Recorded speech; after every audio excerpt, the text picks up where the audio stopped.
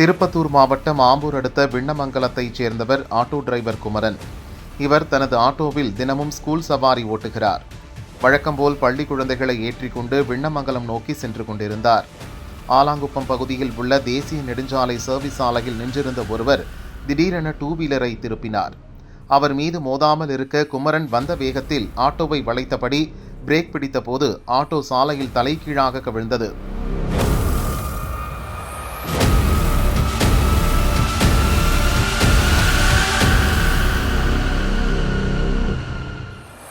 அங்கு நின்றிருந்த மக்கள் பள்ளி குழந்தைகள் ஆட்டோ கவிழ்ந்ததை பார்த்து பதறியடித்து ஓடி வந்து ஆட்டோவை திருப்பி அவர்களை மீட்டனர்.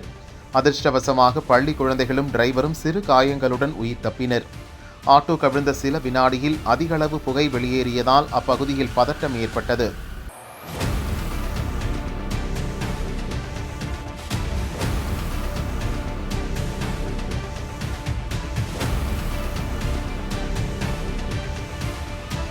காயமடைந்தவர்கள் சிகிச்சைக்காக ஆம்பூர் மருத்துவமனைக்கு அனுப்பி வைக்கப்பட்டனர்.